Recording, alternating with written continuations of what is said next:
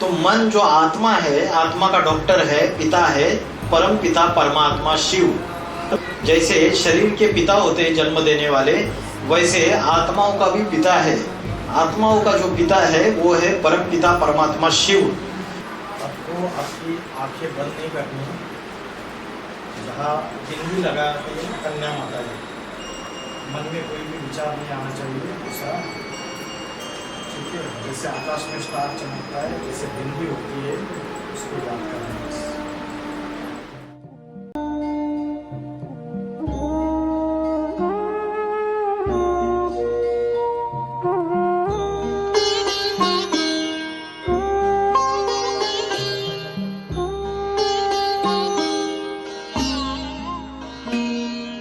ज्योति बिंदु परमात्मा से है मेरी आत्मा, अब चल कर ले मिलन।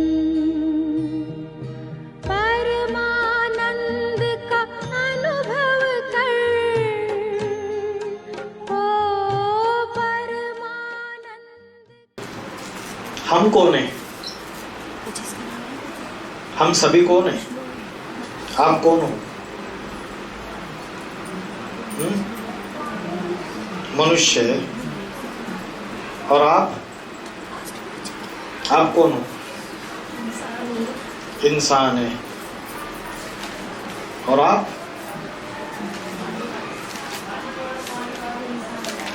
इंसान बनता कैसे है? दो चीजों से इंसान बनता है, पता है आपको?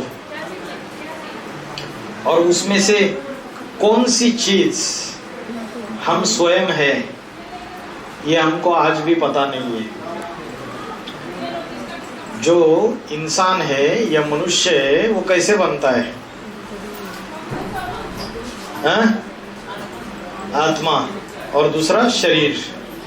जैसे पति और पत्नी, माँ और बाप प्रवृत्ति है, वैसे आत्मा और शरीर की प्रवृत्ति है।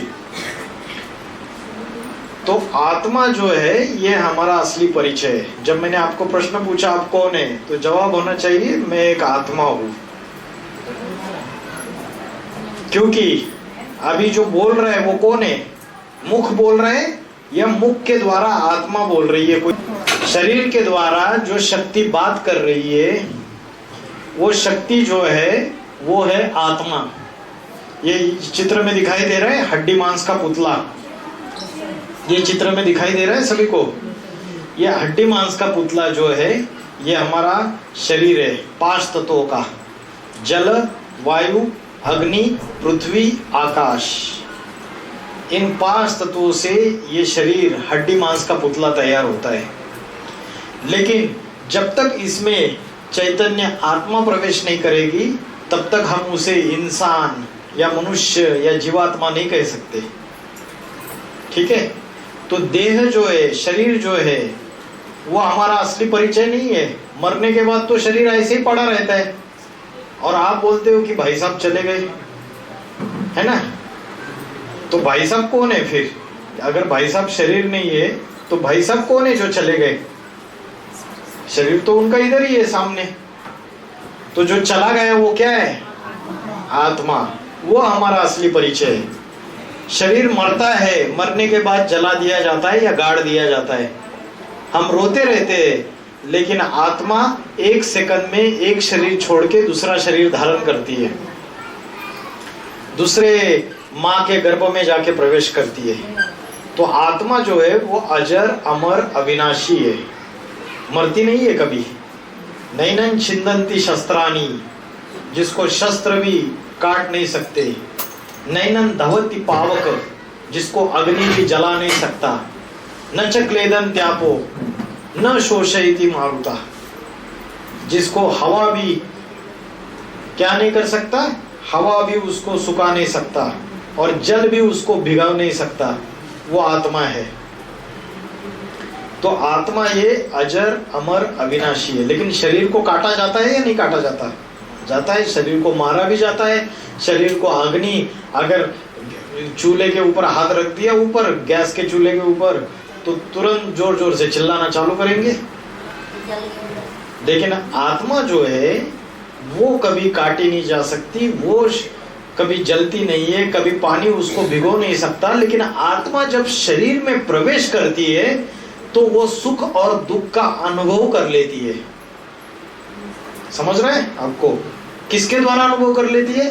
शरीर के इंद्रियों के द्वारा। खाना खाते तो मुख है, मुख के द्वारा भोग भोगते हैं ना, तो आत्मा इन शरीर के इंद्रियों के द्वारा सुख या दुख का अनुभव करती है, भोग भोगती है, विषयों का सेवन करती है। तो शरीर की इंद्रियां कौन सी है? आंख, कान, नाक, जिह्वा, त्वचा, मुख, है ना, हाथ, पैर, गुदद्वार, मलद्वार, मूत्रद्वार। ये तो 10 इंद्रियां है, 5 ज्ञानेंद्रिया, 5 कर्मेंद्रिया। और इस 10 इंद्रियों का जो राजा है, जो मुखिया है, वो कौन है? कौन है? अभी बताया ना, आत्मा। कहाँ रहता है आत्मा? पता है आपको कहाँ रहता है? शरीर में है? शरीर के अंदर किधर रहता है? नाक में? किधर रहता है? हाथ में? कहाँ रहती है आत्मा? हैं?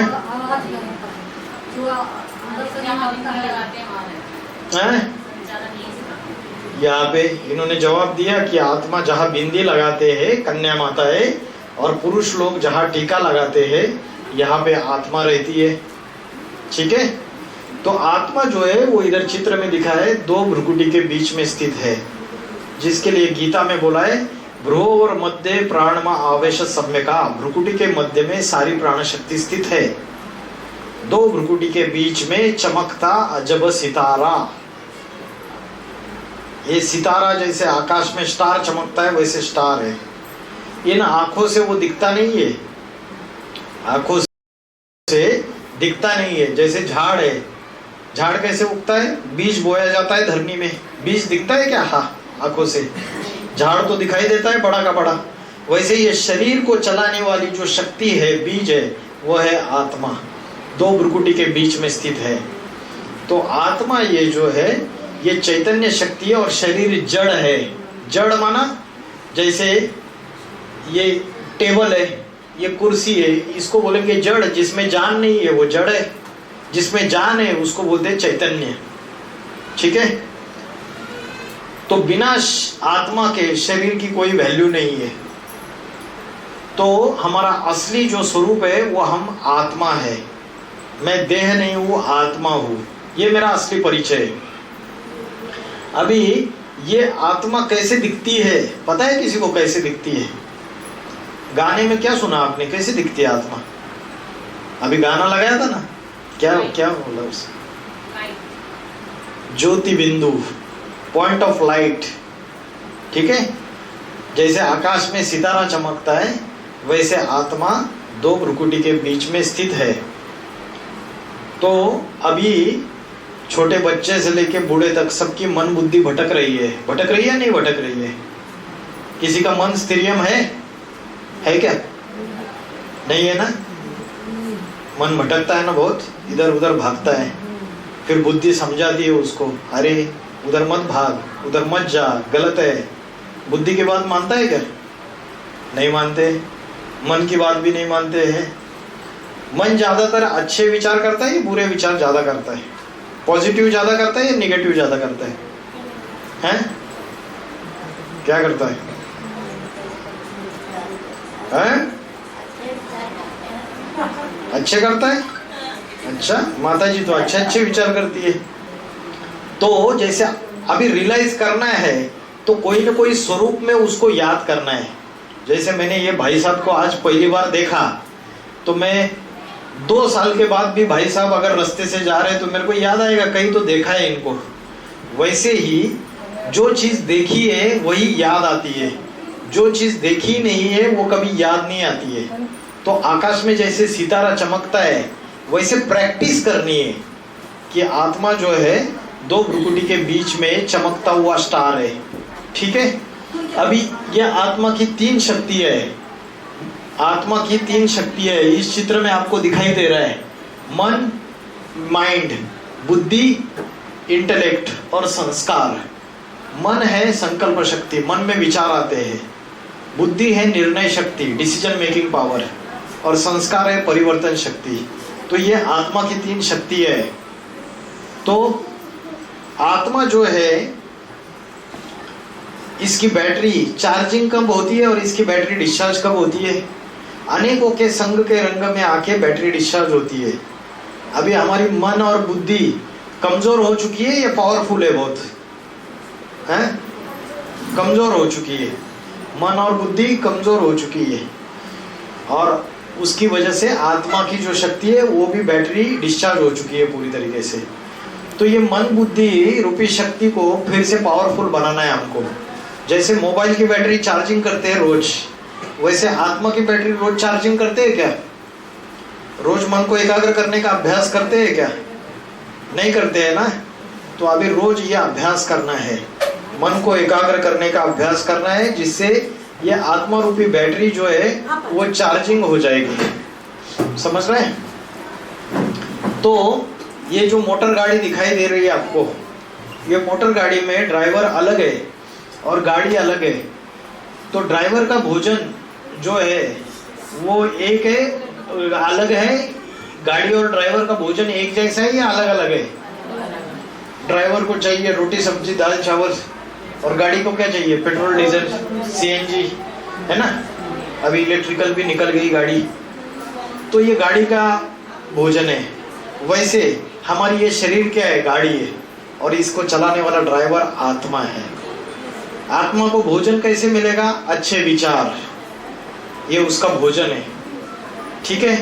अगर हमने आत्मा को बार बार यहाँ पे याद किया तो हमारी आत्मा की बैटरी चार्जिंग हो जाएगी, पावरफुल हो जाएगी, और आत्मा के अंदर जो दिव्य शक्ति है वो जागृत हो जाएगी। पवित्रता, सुख, शांति, प्रेम, आनंद, यह आत्मा की दिव्य शक्ति है। ठीक है। अनेक जन्म लेते लेते आत्मा की बैटरी डिस्चार्ज हो जाती है, और पवित्रता, सुख, शांति, आनंद, प्रेम, यह हमारा कम कम होता जाता है। अभी घर के अंदर झगड़े होते हैं नहीं होते? होते हैं ना? नहीं होते? किसी का किसी से झगड़ा नहीं होता है, भाई का बहन से झगड़ा नहीं होता, बहन का बहन से झगड़ा नहीं होता है, पति का पत्नी से नहीं होता है, हाँ? होता है। फिर नहीं क्यों बोला पहले? तो झगड़े होते हैं ना, तो आत्मा अशांत है। आत्मा का जो भोजन है, सच्चा सुख, सच्ची शांति, प्रेम, पवित्रता, आनंद, वो धीरे धीरे खो रहा है, क्योंकि हम साधनों में और व्यक्तियों में सुख ढूंढ रहे हैं, रिश्तेदारों में सुख ढूंढ रहे हैं, अपने पति में, अपनी पत्नी में, अपने बच्चों में, बाल बच्चों में सुख ढूंढ रहे हैं। लेकिन क्या हमको 100% सुख और शांति मिल रही है? नहीं मिल रही है ना। दुखी मिल रहा है ना, और मिल रहा है। अगर सुख तो वो क्षण भंगुर सुख मिल रहा है, टेम्पररी हैप्पीनेस, और सदा काल का दुख मिलता है।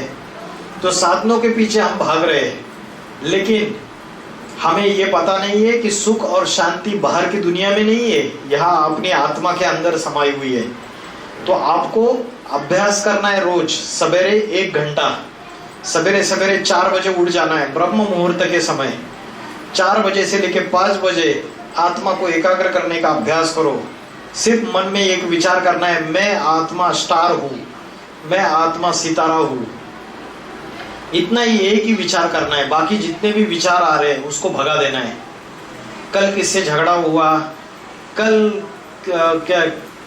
किसके साथ कहाँ पे गए थे, कल कहाँ घूमने गए थे, कोई याद नहीं आना चाहिए। टीचर याद नहीं आना चाहिए, माँ याद नहीं आनी चाहिए, बाप याद नहीं आना चाहिए, पत्नी याद नहीं आनी चाहिए, बच्चे याद नहीं आने चाहिए। उस समय स्वयं की आत्मा का अभ्यास करना है, वो है स्व अभ्यास, असली स्व अभ्यास। स्व माना आत्मा। ठीक है। जैसे अभी ये तो आत्मा की पढ़ाई हो गई। आत्मा की पढ़ाई में मैंने 2 चीजें बताई। आत्मा कहाँ रहती है? 2 भ्रुकुटी के बीच में। और आत्मा कैसे दिखती है? कैसे दिखती है? आकाश में जैसे सितारा चमकता है, ज्योति बिंदु स्वरूप आत्मा का रूप है। तो वैसा रूप यहाँ याद करना है, आंखें खुली रख के याद करना है। हमको कर्मयोगी बनना है। तो आप साइकिल चला रहे, गाड़ी चला रहे, कहीं भी जा रहे, किचन में काम कर रहे, तो भी आप आत्मा को याद करने का अभ्यास कर सकते हैं। समझ रहे हैं? तो ये आत्मा का स्वरूप हो गया। तो मैं कौन हूँ? मैं कौन हूँ? अपने आप को प्रश्न पूछो और जवाब दो। मैं कौन हूँ? आत्मा। कहाँ रहती है आत्मा? दो भ्रुकुटी के बीच में। ठीक है? और कैसे दिखती है? ठीक है? अभी ये देखिए 5 तत्वों का शरीर है, या 2 भ्रुकुटी के बीच में आत्मा बैठी हुई है। अभी आत्मा के अंदर ये मैंने बताया दिव्य शक्ति है, सुख, शांति, पवित्रता। आत्मा एक शरीर छोड़ के दूसरा शरीर धारण करती है, दूसरा छोड़ के तीसरा शरीर धारण करती है। आत्मा अनेक शरीर बदलती है। जैसे हम ये कपड़े बदलते हैं, आज ये कुर्ता पहना, कल दूसरा पहनेंगे, तीसरा 4 दिन के बाद नया टी शर्ट पहनेंगे, वैसे आत्मा शरीर रूपी वस्त्र बदलती है।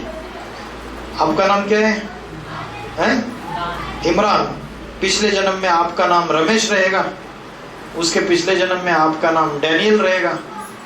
अलग अलग नाम रहेंगे, अलग अलग शरीर रहेंगे। समझ रहे हैं? आत्मा अनेक शरीरों में अपने अनेक नाम बदलती है। ठीक है? तो आत्मा ने अनेक जन्म लिए। अनेक जन्म लेते लेते हम दुखी हो गए, अशांत हो गए। हमारे अंदर की ओरिजिनल सुख, शांति, पवित्रता सारा गुम हो गया। और हमारे अंदर ये गुम क्यों हुआ पता है? क्योंकि हमारे आत्मा के अंदर 5 भूत आ गए, 5 चोर आ गए। कौन से 5 चोर पता है आपको? अहंकार, काम। काम माना क्या? काम माना क्या? काम माना कामना, कामना माना इच्छा। इच्छा। और उसके बाद दूसरी इच्छा होती है, नहीं होती है? अच्छा खाने की, अच्छा पहनने की, अच्छी अच्छी चीजें चाहिए, इच्छाएं होती है ना। तो 5 विकार आत्मा के अंदर आ गए, 5 चोर आ गए। देखिए इधर चित्र में दिख रहा है ये 5 भूत। काम, क्रोध। कामना की, इच्छा की पूर्ति नहीं होती तो हमको क्रोध आता है। क्रोध माना गुस्सा। ठीक है? क्रोध माना क्या होता है? गुस्सा। और क्रोध से क्या जन्म लेता है? क्रोध से लोभ का जन्म होता है। लोभ माना लालच, और उससे मोह आता है। मोह माना अटैचमेंट, और उससे अहंकार भी आता है। अहंकार माना घमंड। तो आत्मा के मन बुद्धि के अंदर काम, क्रोध, लोभ, मोह, अहंकार, ये 5 विकार बढ़ने लगे। ये 5 चोर आ गए। और ये 5 चोर आने के वजह से आत्मा दुखी, अशांत और अपवित्र हो गई। समझ रहे हैं? अभी ये 5 चोरों को कैसे भगाना है? ये जो चोर है, भूत है, इनको कैसे भगाना है? तो अपनी आत्मा को याद करना है। जितना आप आत्मा को याद करोगे तो उतना आपका मनोबल, मन की शक्ति बढ़ जाएगी। आत्मा की बैटरी चार्जिंग हो जाएगी।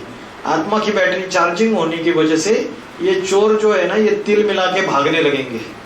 अभी बैटरी डिस्चार्ज है, तो ये जो राजा बैठा हुआ है यहाँ पे, इसकी जो ऑर्डर है, ये जो कान, नाक, आँख, ये जो इंद्रिय है, ये कौन है? इसके मिनिस्टर्स, इसके नौकर चाकर है ना। ये मानते हैं कि इसकी बात राजा की? नहीं मानते हैं ना। नहीं मान रहे ना। अभी पेट भर खाना खाया और आपने बोला मैंने भैया आपके लिए रसगुल्ला लाया है, और रसगुल्ला मेरी बुद्धि ने बोला मत खा, रसगुल्ला खाएगा तो पेट खराब हो जाएगा, उल्टी हो जाएगी। लेकिन मेरी जो जिब्या है ललचायमान हो गई, तो वो मटक मटक के खाती है ना, है ना, खा लेती है और फिर पेट खराब हो जाता है। तो मेरी जो इंद्रिय है वो आत्मा की बात नहीं मान रही है। तो राजा की जो ऑर्डर है, वो प्रजा जो है, ये नौकर चाकर है, ये मान नहीं रहे। तो इसकी वजह से इनको संयम करना, इनको कंट्रोल में रखना जरूरी है। इनको कंट्रोल में करने के लिए फिर किसको कंट्रोल करना पड़ेगा? अरे झाड़ को पानी डालेंगे तो झाड़ को, टहनियों को पानी डालोगे, पत्तों को पानी डालोगे, फूलों को पानी डालोगे, तने को पानी डालोगे, या बीज को पानी डालोगे? जड़ या बीज को पानी डालोगे ना। बीज को पानी डालोगे तो सारे वृक्षों को पानी मिलेगा, है ना। अलग से डालने की क्या जरूरत है? वैसे ही हमारी शरीर की जो इंद्रिय है, इनको संयम करने के लिए, इनको कंट्रोल में रखने के लिए, ये जो घोड़े भाग रहे हैं, हमारे मन चंचल हो रहा है, इसको कंट्रोल में रखने के लिए हमें आत्मा का ध्यान करना है, बीज को पानी डालना है। आत्मा को ध्यान करेंगे तो सब कुछ ठीक ठाक हो जाएगा, क्योंकि राजा पावरफुल हो जाएगा, राजा शक्तिशाली हो जाएगा, तो नौकर चाकर सब लोग बात मानने लगेंगे उसकी, तो हम दुख और अशांति खत्म हो जाएगा, समझ रहे हैं।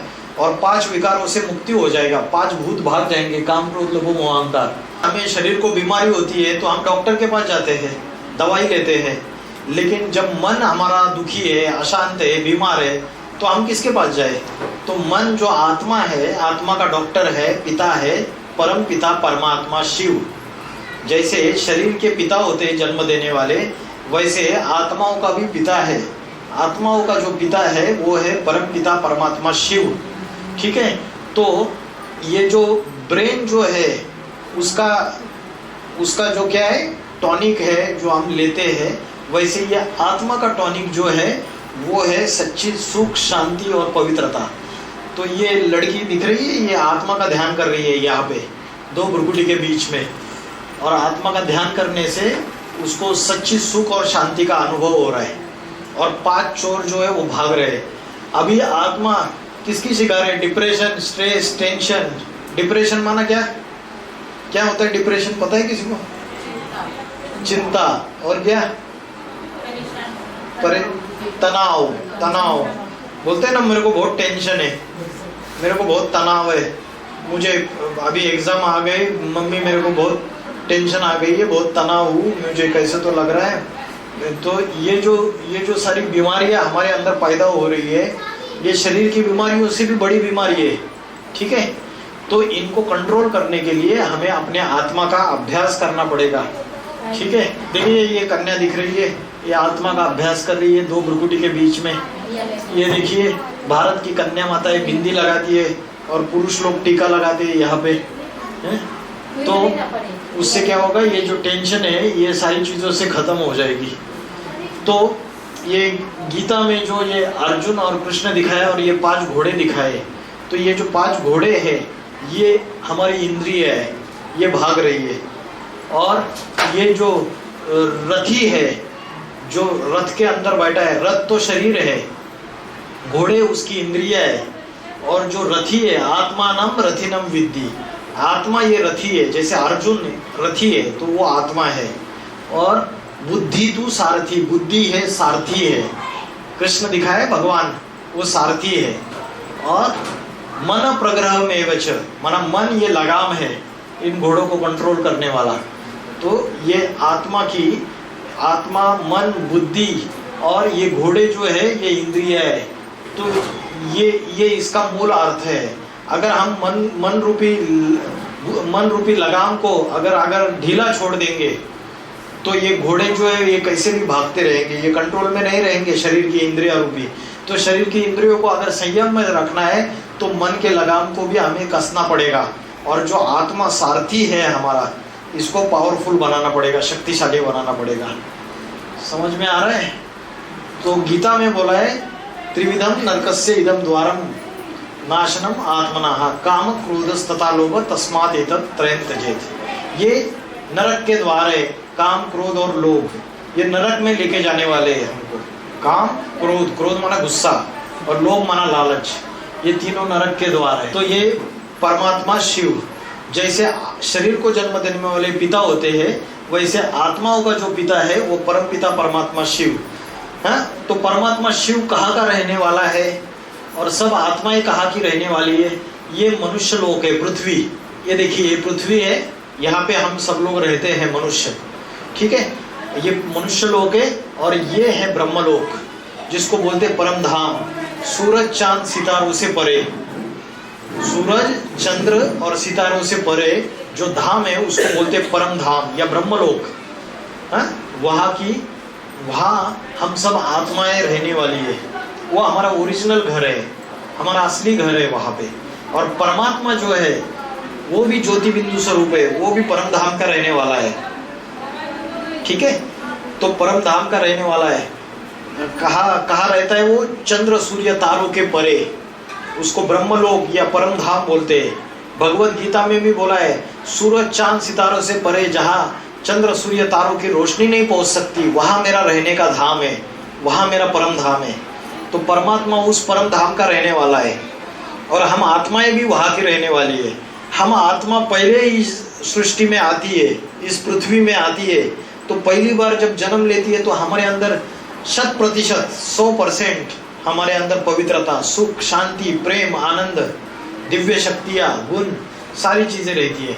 लेकिन धीरे धीरे अनेक जन्म लेते लेते जन्म मरण के चक्र में आते आते हमारी आत्मा दुखी, अशांत हो जाती है, पांचों विकारों के अधीन हो जाती है, काम, क्रोध, लोभ, मोह, अहंकार, इन सारे विकारों के अधीन हो जाती है। तो ये जो सृष्टि का चक्र है ये घूमता रहता है। तो सृष्टि का चक्र जो है इसमें 4 युग है। कौन से 4 युग है पता है आपको? सृष्टि का जो चक्र है इसमें 4 युग कौन से हैं? कौन से? सतयुग, त्रेता युग, द्वापर युग और कलयुग, ये 4 युग है। अभी कौन सा युग चल रहा है? कलयुग। कलयुग में भी घोर पापी कलयुग चल रहा है, जब दुनिया में पाप, भ्रष्टाचार, अत्याचार, व्यभिचार, दुख, अशांति, आतंकवाद, सारी चीजों की आती हो जाती है, तब उसको बोलते हैं कलयुग, घोर पापी कलयुग। तो ये चित्र दिख रहा है आपको स्वस्तिका का, स्वस्तिक ये निकालते हैं ना, जब कोई पूजा अनुष्ठान होते है तो स्वस्तिक निकालते हैं, नहीं निकालते? तो पूजा में तो ये जो स्वस्तिक है इसमें सतयुग, त्रेता युग, द्वापर युग और कलयुग, ये 4 युग दिखाई दे हैं, ठीक है? तो ये जो चारों युग है, ये चारों युगों की आयु कितनी है टोटल? ये 4 युग मिला के जो होता है उसको बोलते हैं एक कल्प। ये होता है 5000 साल का। सतयुग 1250 साल, त्रेता युग 1250 साल, द्वापर युग 1250 साल और कलयुग 1250 साल। तो सतयुग और त्रेता युग ये स्वर्ग की दुनिया है, और द्वापर युग और कलयुग ये नरक की दुनिया है, क्योंकि नरक में पाप होते हैं। तो सतयुग और त्रेता युग है दिन, और द्वापर युग और कलयुग है रात्रि। तो देखिए इधर आपको दिख रहा है कि कलयुग और सतयुग के बीच में जो 2 कांटे दिख रहे हैं ना, कलयुग और सतयुग के बीच में ये वाला, ये जो दिख रहा है ना, ये जो 100 साल का समय है इसको बोलते हैं संगम युग। ये 100 साल का समय है, और ये जो संगम युग है, इस संगम युग में भगवान शिव, परम पिता परमात्मा शिव इस सृष्टि में अवतरित होते हैं, अति साधारण मनुष्य शरीर में। क्यों आते? परमात्मा क्यों आते इस दुनिया में? जो पाप है, पाप बढ़ते जा रहे हैं दुनिया में, अशांति, दुख बढ़ता जा रहा है, तो इसको खत्म करना चाहिए ना। तो इसको खत्म करने के लिए तो आज का जो नेता, राजनेता, अभिनेता, वो खत्म कर पाएंगे इसको? नहीं, उल्टा और ही बढ़ रहे, और ही लोग झगड़ा कर रहे, हिंदू मुस्लिम सब लोग आपस में लड़ाई झगड़ा कर रहे है ना, और दुनिया में दुख अशांति और बढ़ती जा रही है। तो ये जो कलयुग का अंतिम समय है 100 साल का, इसे बोलते हैं संगम युग। ये संगम युग में भगवान इस दुनिया में आते हैं, और पापी दुनिया जो है कलयुगी दुनिया, उसको बदल के नई दुनिया सतयुग स्थापन करते हैं। सतयुग माना नई दुनिया। जैसे मकान पुराना हो जाता है तो क्या किया जाता है? पुराना मकान तोड़ के नया मकान बनाया जाता है ना। तो वैसे ही भगवान आके ये कलयुगी जो पुरानी दुनिया, ये विश्व, ये पुरानी दुनिया हो गई, पुराना मकान हो गया, इसको नया बनाते हैं आके, समझ रहे हैं? तो ये कब बनाते हैं? संगम युग में। तो अभी जो चल रहा है वो संगम युग चल रहा है 100 साल का। और भगवान कौन से साल इस दुनिया में आए पता है आपको? इस दुनिया में कब अवतरित हुए? 1936 में। 1936 में। अभी कौन सा साल चल रहा है? 2022। कितने साल हो गए हैं? 30 और 70 कितने हो गए? 2000। और 2000 में 20 मिलाओ,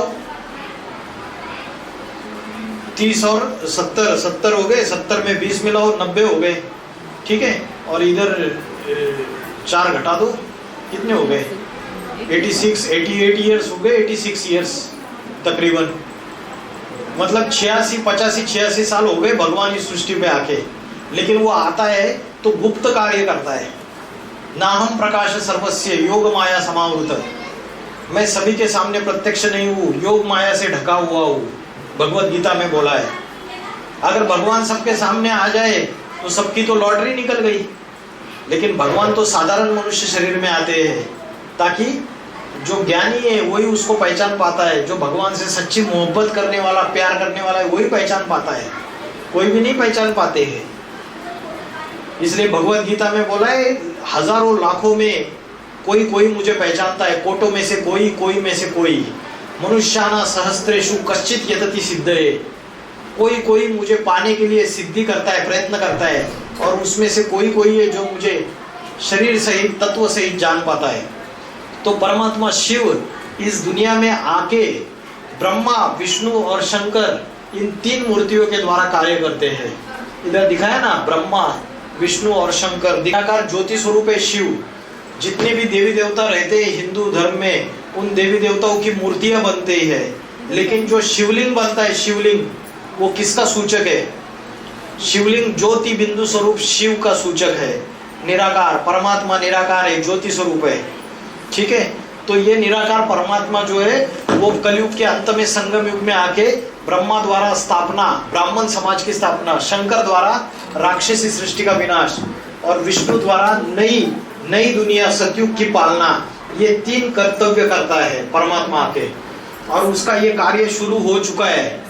इसमें भगवान आके स्वयं टीचर बन के पढ़ाई पढ़ा रहे। कौन सी पढ़ाई पढ़ा रहे? डॉक्टर बनने की, वकील बनने की, इंजीनियर बनने की पढ़ाई नहीं पढ़ाता है।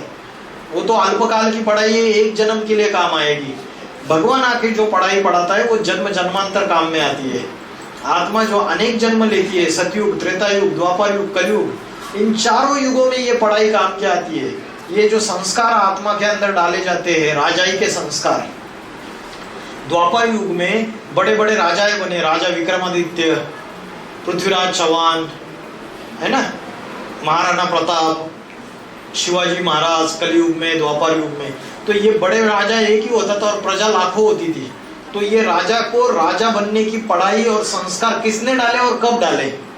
तो भगवान हर कलयुग के अंत में आके ये राजा बनने के संस्कार डाल देता है, और जो शिक्षा सिखाता है उसको राजयोग की शिक्षा बताते हैं। वो राजयोग की शिक्षा पढ़ाते हैं। तो राजयोग की शिक्षा जो है वो 4 स्तंभों के ऊपर आधारित है। ब्रह्मचर्य माना पवित्रता, पवित्रता माना मन की पवित्रता, वाचा की पवित्रता और शरीर की पवित्रता। देह से भी पवित्र, मन से भी पवित्र, किसी के प्रति ईर्ष्या द्वेष का संकल्प नहीं, किसी के प्रति वैर भाव नहीं, दुश्मनी नहीं, किसी के प्रति घृणा का संकल्प नहीं। ठीक है, तो मन की पवित्रता, वाचा की पवित्रता, अगर हम किसी को गाली गलौज कर रहे, किसी को बुरा कह रहे, किसी की बुराइयां कर रहे, तो वाचा पवित्र है हमारी? नहीं, तो वो वाचा की अपवित्रता हो गई। और कर्मों की पवित्रता माना शरीर, हमारा तन भी पवित्र होना चाहिए। तो ये जो राजयोग है, राजयोग की जो शिक्षा है वो 4 स्तंभों के ऊपर आधारित है। पहला है ब्रह्मचर्य, पवित्रता। दूसरा है शुद्ध अन्न, शुद्ध अन्न है, जो अन्न खाना है हमको वो शुद्ध अन्न होना चाहिए। जैसे खाओगे अन्न वैसे बनेगा मन, और जैसे पियोगे पानी वैसे होगी वाणी। अन्न का मन से कनेक्शन है। अगर शुद्ध अन्न खाओगे तो मन भी कैसा रहेगा? पवित्र रहेगा। अगर हम मार्केट का कुछ देखिए, इधर 4 पिलर दिखाई हुए है। ये है ब्रह्मचर्य, ये दूसरा पिलर है शुद्ध अन्न, और तीसरा है क्या है? सत्संग। ठीक है,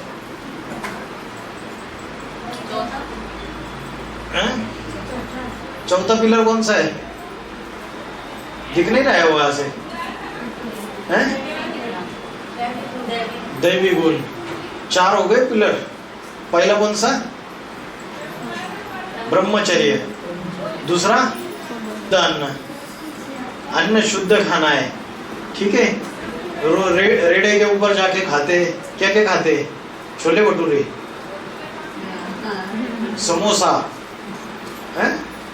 तो ये जो आप खाते हैं ना, ये बनाने वाला अगर उसके मन में गंदे विचार चल रहे हैं, जो बनाने वाला है वो भोजन, जो समोसा बनाने वाला, जो भी बनाने वाला, उसके अंदर मन के अंदर गंदे विचार चल रहे हैं, तो हमारे मन के ऊपर भी गंदे विचार आएंगे खाने से। जैसे खाओगे अन्न वैसे बनेगा मन। ठीक है, तो शुद्ध अन्न। और तीसरा क्या बोला? दैवी गुण। हाँ, बाहर से भोजन से, लेकिन हमारा अंदर स्ट्रॉन्ग विचार रहेगा तो हाँ, अगर हमारी स्थिति, हमारा स्ट्रॉन्ग विचार रहेगा, हम पावरफुल रहेंगे, तो हमारे ऊपर असर नहीं करेगा। शुरू में आप स्टार्ट किया था, हाँ, विचार से आत्मा का चार्जिंग, हाँ करेक्ट, ज्यादा रहेगा तो हाँ। लेकिन अभी हमारा सबका बैटरी डिस्चार्ज है, इसलिए इनिशियली हमको चार्जिंग करना है, उसके बाद ये एक्सपेरिमेंट करना है। प्रैक्टिकल पर्पस पर आपको देना पड़ेगा। ऑलवेज सिद्धाचार मैंने as a human being face the challenges of life, you have to go anywhere, you have to take any food, any type of food. तो अंदर का चार्जिंग पर से ज़्यादा रहेगा, कम रहेगा, मतलब if you तो अफेक्ट करेगा। अगर चार्जिंग ज्यादा रहेगा, चार्जिंग ज्यादा करेंगे बैटरी को तो अफेक्ट नहीं करेगा बाहर के चीज, बाहर का जो भी चीज है वो अफेक्ट नहीं करेगा। लेकिन हमारा अभी चार्जिंग नहीं है, इसलिए हमें थोड़ी पहले स्टार्टिंग में कुछ जैसे डॉक्टर बोलता है बीमारी बड़ी बीमारी है उसको दूर करना है, तो डॉक्टर बोलता है पहले आपको ये परहेज करना पड़ेगा, है ना। तो वैसे ही ये परहेज है, शुद्ध अन्न, शुद्ध विचार, है ना, ये परहेज है। जब पावर बढ़ जाएगी तब तो जरूरत नहीं है इसकी। पहले ब्रह्मचर्य purity in body, mind and speech. Yes yes, वो जो पहले है ना, दैट इज फर्स्ट। यस, ये तो मैंने सभी purity in mind, body and speech. That is important. That is most important, that is first one. वो cover everything. हाँ, करेक्ट। ही इज द मुखिया, लीडर। जैसे 5 भूत है, काम क्रोध लोभ मोह अहंकार, उसमें काम जो है वो मुखिया है। अगर उसको कंट्रोल में कर लिया काम विकार को, तो बाकी के चारों कंट्रोल में आ गए। ठीक है।